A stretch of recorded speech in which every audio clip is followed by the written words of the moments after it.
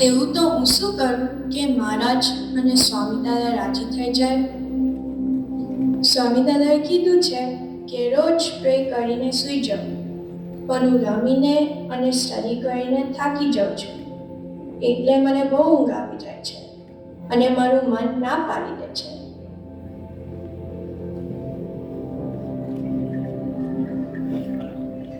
It's okay, આપણે રમવાનું નહીં છોડવાનું.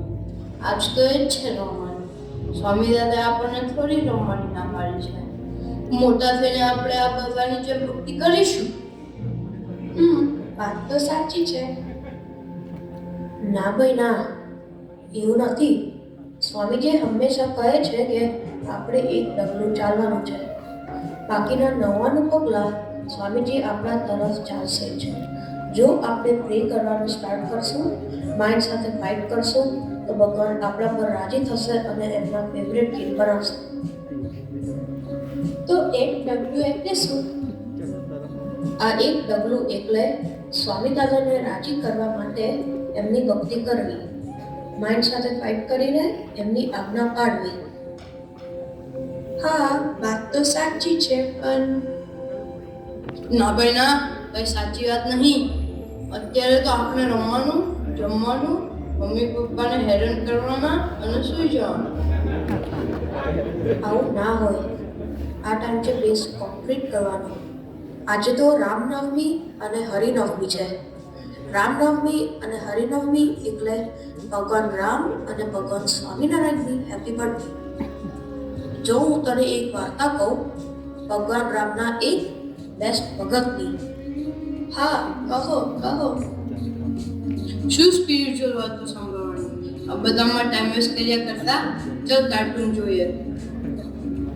નિર્માણ, ચાલ આપણે એવા એક અજોડ ભક્તના પ્રસંગના દર્શન કરીએ કે એમને એમની ભક્તિથી ભગવાનને રાજી કરી લીધા હતા.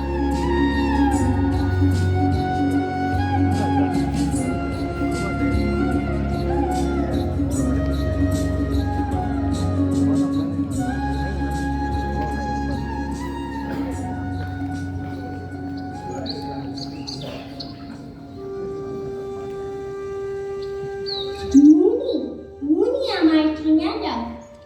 આ માળને પ્રભુ શ્રી રામ માટે સરસ ફૂલોથી સજાવ્યો છે.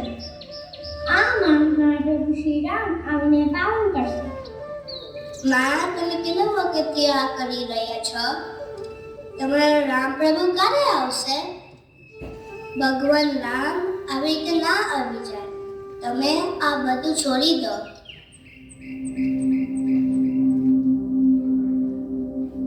હા, ભગવાન એમ થોડી બોલાવે ને આવી જાય.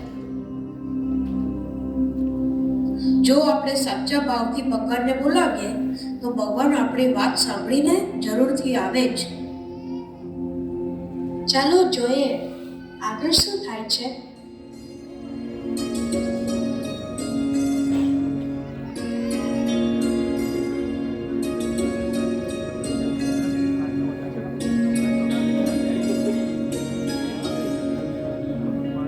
मेरी झोपड़ी की भाग आज खुल जाएगी राम आएंगे।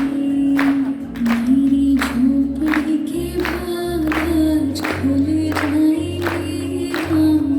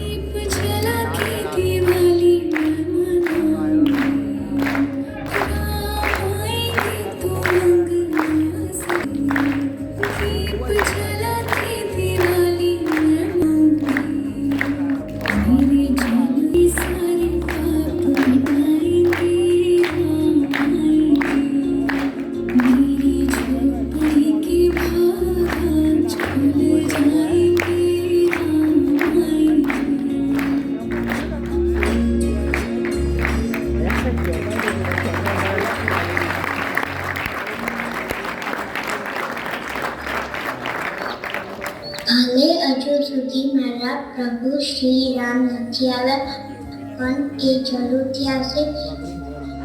મારા પ્રભુએ મને કહ્યું હતું કે એક દિવસ મારા પ્રભુ આવશે.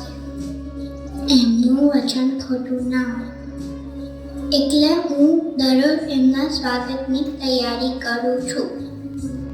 એક દિવસ તો પ્રભુ આવશે જ.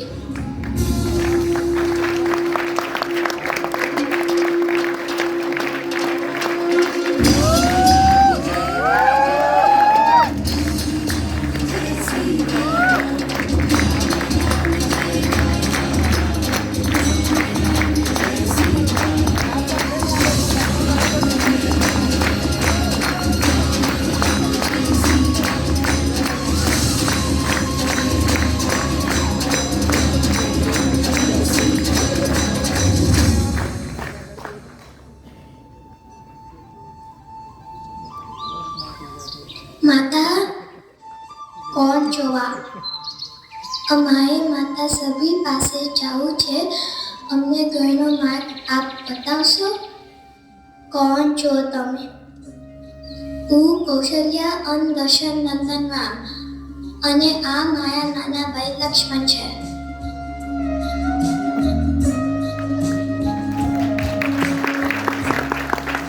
પ્રભુ ચાલો મારી ઝૂંપડીએ પધારો, ચાલો પ્રભુ.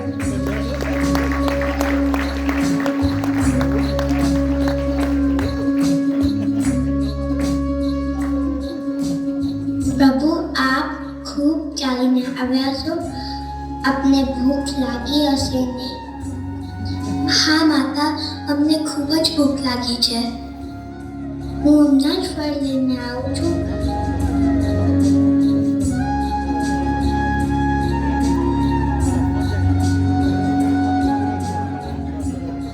ભગવાન કોઈને આ ફળ થોડી ખાશે.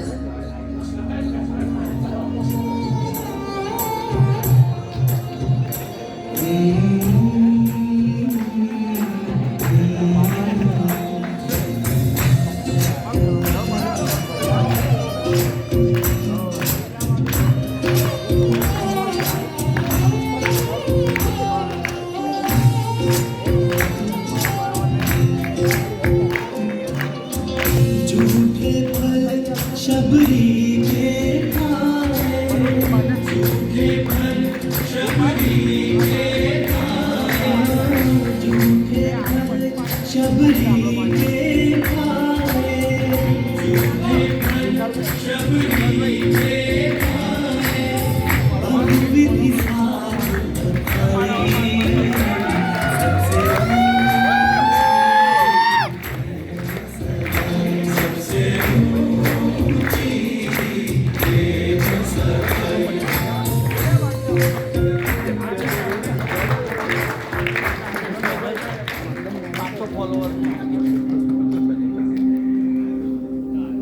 જોયું, પ્રભુ પ્રાર્થના સાંભળીને કેવા દર્શન આપવા આવી ગયા.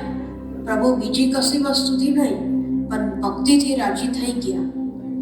હા, હું પણ સ્વામિનારાયણને રાજી કરીશ જ. હું કેમ ના કરી શકું? I will definitely try. આ બધું તો બહુ પહેલા થયું હતું. ત્યારે મોડર્ન વર્લ્ડમાં આવું કશું ના હોય. તમને ભૂખ લાગી હોય અને તમારી સામે ચોકલેટ પડી હોય તો તમે તરત ખાઈ લો છો કે સ્વામી દાદાને યાદ કરીને ખાઓ છો? હા, સ્વામી દાદાને રાજી કરવા હોય તો એમને એવરી ટાઈમ યાદ કરવા પડે. સ્વામી દાદા રાજી થાય તો આપણને સરસ એવા આશીર્વાદ આપે. તો આજે આપણે સૌ ભેગા થઈને પ્રાર્થના કરીએ કે સ્વામી દાદા, અમે તો તમારા નાના નાના બોલકાઓ છીએ, પણ અમારે તમારા બેસ્ટ હરિભગત થવું છે, તો આમ સૌને તમે બળ આપશો જી.